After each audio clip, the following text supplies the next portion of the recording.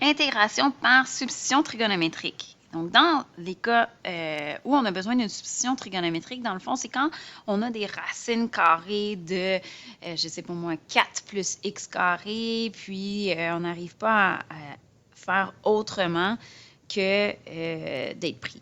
Donc, là, un changement de variable, ça ne fonctionne pas, on a essayé. C'est vraiment la seule technique ici. Ah, peut-être un par partie, ça ne fonctionne pas plus. Donc, on est mal pris. Ce qu'on va faire, c'est qu'on va aller essayer de transformer notre fonction à l'aide de nos rapports trigonométriques et à l'aide du triangle rectangle. Donc, Pythagore ici va nous être vraiment utile.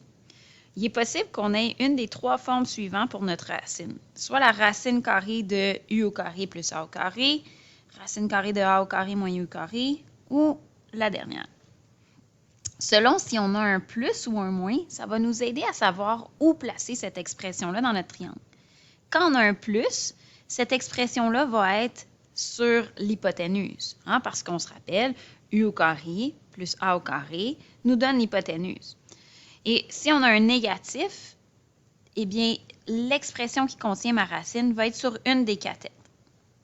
Finalement, ce qui est à retenir, c'est que nous, notre but, c'est d'être capable de réécrire le rapport U sur A à l'aide d'un rapport trigonométrique. Souvent, on va utiliser soit tan θ, sin θ ou sécant θ, simplement parce que le livre a utilisé ces trois-là.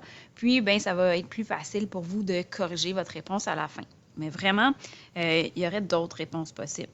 Par exemple, dans le triangle du milieu, on aurait pu mettre A ici, puis on aurait pu mettre U ici. Donc, le rapport trigonométrique qu'on aurait eu, ben, c'est hypoténuse sur opposé. Donc, ça aurait été une coséquente. C'est possible de le résoudre comme ça, mais comme je l'ai mentionné, là, si vous voulez avoir les réponses qui sont données dans le livre, essayez plutôt de développer un tan θ, sin θ ou sécant θ. Pourquoi on va faire ça? C'est bien par la suite, on va être capable de trouver une expression pour U, qu'on va pouvoir calculer la différentielle, puis après, on va pouvoir aller transformer l'équation, ou bien pas l'équation, mais la fonction qu'on avait au départ, pour qu'elle contienne des rapports trigonométriques plutôt que des x carrés puis des racines de toutes sortes. Allons-y avec un exemple. Donc, premièrement, je trace mon triangle. Ici, je remarque qu'il y a un moins en dessous de la racine. Alors, ça veut dire que ma racine carrée de 8 moins x carré va être sur une de mes cathètes. Ensuite, je vais aller placer le u et le a sur les autres côtés. Je remarque donc que, oups, c'est un petit peu large pour, voilà. Je remarque donc que sin θ est égal à x sur racine carrée de 8. On a donc que x est égal à racine carrée de 8 fois sin θ. On veut ensuite aller calculer dx.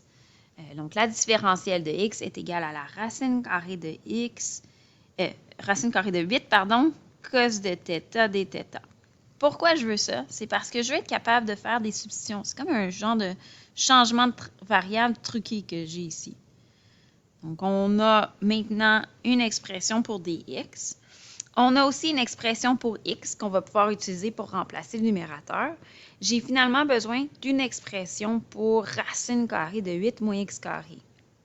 Alors, si je regarde dans mon triangle, je remarque que le racine carrée de 8 moins x carré, c'est le côté adjacent à mon angle.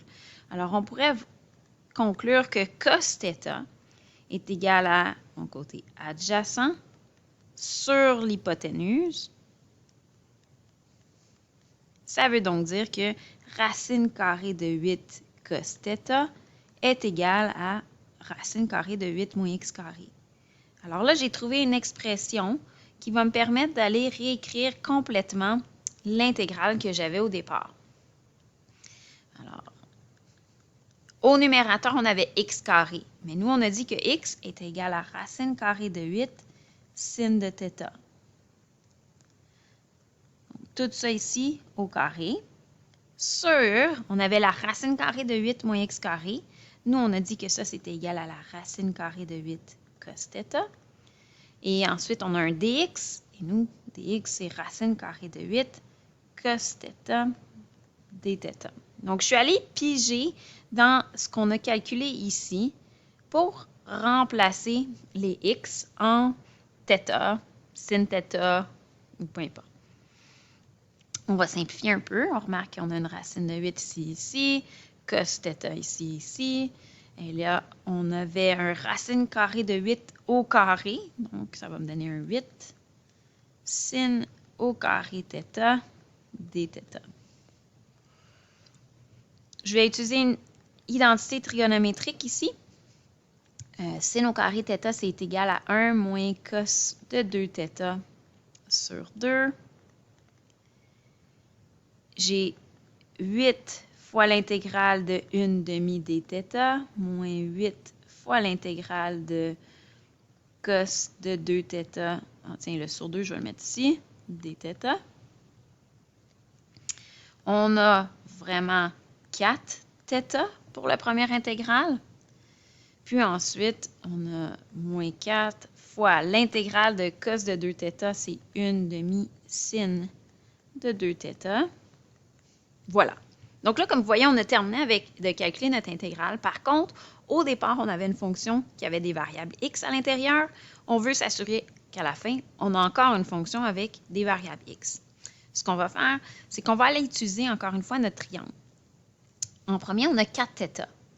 Mais ce que je sais, c'est que sin de θ est égal à x sur racine de 8. Ça veut donc dire que θ va être égal à arc sin de x sur racine de 8.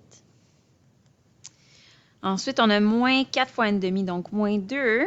Sin de 2θ, je ne peux pas utiliser mon triangle pour ça parce que je n'ai pas d'angle qui mesure 2θ. J'ai un angle de 90 degrés, j'ai un angle de θ, mais je n'ai pas 2θ. Alors, je vais encore utiliser une identité trigonométrique ici.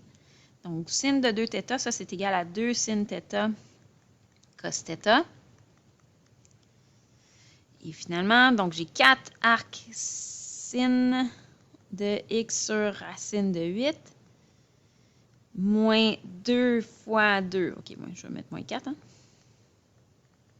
Sin de θ, on a dit que c'était x sur racine de 8. Et cos de θ, on a trouvé ça ici. Donc, quand je vais multiplier ces deux expressions-là ensemble, je vais obtenir x racine carrée de 8 moins x carré sur racine carrée de 8 fois racine carrée de 8, ça me donne 8. Évidemment, là, on n'oublie pas notre c. Puis oui, vous pourriez simplifier ici, mais moi, il me manque de place. Je vais juste mettre un petit 2 ici, puis voilà. Donc, quand on utilise la substitution trigo, c'est parce qu'on a essayé les autres méthodes et ça ne fonctionnait pas. Donc, on fait appel à un triangle pour transformer nos x en θ, sin θ, cos θ et ainsi de suite.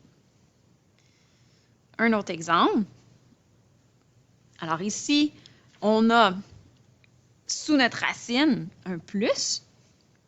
Alors ça va m'aider quand je vais créer mon triangle parce que ça va m'indiquer que la racine de 5 plus x carré va aller sur mon hypoténuse. Donc, il y a un plus, l'expression avec la racine va sur notre hypoténuse. Ensuite, on place x, donc notre u et notre a, qui est racine carrée de 5, sur les autres côtés. Puis, on veut que θ soit l'angle qui est à l'opposé. Bien, pas nécessairement, mais on veut former le rapport u sur a. Donc, dans notre cas ici, u sur a, ça va faire tan, parce que c'est le côté opposé sur adjacent. On isole x. On calcule la différentielle. Donc, la différentielle va me donner racine carrée de 5 sécante au carré θ dθ. Donc là, si on regarde là, au départ, ce qu'on avait, le dx, je viens de trouver une expression pour ça. Le x ici, on a une expression pour ça aussi. J'aimerais avoir une expression pour mon racine carrée de 5 plus x carré. Si on regarde ici, ça c'est le côté adjacent. Non, désolé, la racine carrée de 5 plus x carré, j'ai dit. C'est le côté hypoténuse sur adjacent, tiens. Fait que ça va me faire hypoténuse sur adjacent, ça c'est un sécante, θ, qui est égal à 5 plus x carré, racine de ça, sur racine de 5. Donc, le côté hypoténuse sur adjacent. Et on obtient donc que la racine carrée de 5 plus x carré est égale à la racine carrée de 5 sécante θ. Oups, sécante θ. Tiens. Donc là, j'ai aussi mon expression pour la racine. Donc, on est prêt à réécrire notre intégrale. Alors, on obtient, je vais mettre le 4 devant. Ma constante, je vais la sortir. Et j'obtiens, donc on va maintenant avoir 1. Pour dx, on a dit que ça, c'était égal à la racine carrée de 5 fois sécante au carré θ dθ. Pour x, on a obtenu racine carrée de 5 tan θ. Ouh, j'ai manqué de place. Pas grave. Et pour la racine, on a racine carrée de 5 sécante θ. Dans le fond, ça pourrait être au numérateur, là. Puis le dθ. OK. Je peux simplifier un petit peu. Celui-là avec celui-là. Un de mes séquentes. Voilà. Je vais réécrire là ici. J'ai un 4 sur racine de 5. On a un sécante θ au numérateur et il y a un tangente θ au dénominateur. Voilà. On veut maintenant intégrer. Je pense que je vais les transformer en sinus puis en cosinus. Je crois que ça va aller mieux. Donc, on a 4 racine de 5. Sécante, c'est 1 sur cos θ. Puis, on a ensuite divisé par tan. Tan, c'est sec. Okay, fait que ça ici, là, c'est sinus sur cosinus. Mais vu qu'on divise par tan, je vais l'inverser. Donc, ça va me faire un fois cos sur sinus. Et puis, on va pouvoir simplifier. J'ai donc l'intégrale de cosécante θ. Avec ma feuille de formule, j'obtiens 4 sur racine de 5 ln de cosécante θ. C'est pas très joli ça. Cosécante θ moins cotangente θ. Et dernière étape, je vais aller me fier à mon triangle. Cosécante, ça c'est hypoténuse sur opposé. Et cotangente, c'est adjacent sur opposé. Alors, je vais obtenir 4 sur racine de 5 ln de, donc hypoténuse, ouais, c'est bien ça, 5 plus x au carré, sur opposé qui est x, moins adjacent sur opposé qui est x. Et voilà pour cet exemple-ci. Un dernier.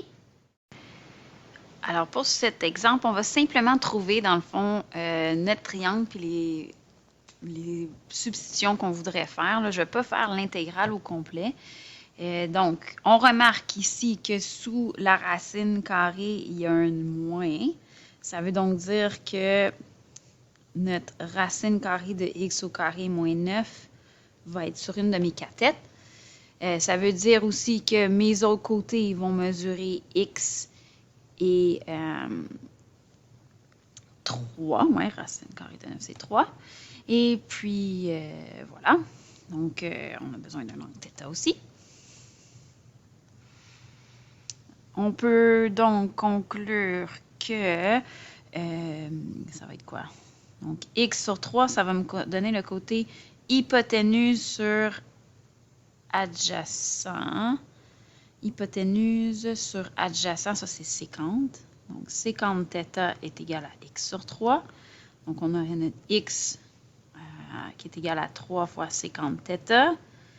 Autre chose qu'on a besoin, la différentielle de x. Alors, ici, ça va me donner 3 sécante θ tangente θ dθ. Et on a besoin d'une expression pour notre racine. Eh bien, la racine, c'est le côté opposé à mon angle. Donc, je vais prendre tangente θ est égal à le côté opposé sur le côté adjacent. Donc, la racine est égale à 3 tangente θ. Pour ceux et celles qui voudraient de la pratique, à la fin, dans le fond, la réponse que vous devriez obtenir, c'est 4 ln de x plus la racine carrée de x moins 9 sur 3 plus c. Donc, je laisse l'essayer par vous-même si vous voulez un exemple supplémentaire. Donc, en gros, on utilise la substitution trigonométrique si on a essayé de base, on a essayé par partie, on a essayé dans le fond toutes les autres techniques et ça ne m'avançait nulle part. Je vais aller avec la substitution trigo. C'est vraiment comme un dernier recours quand on a des expressions qui contiennent des racines carrées.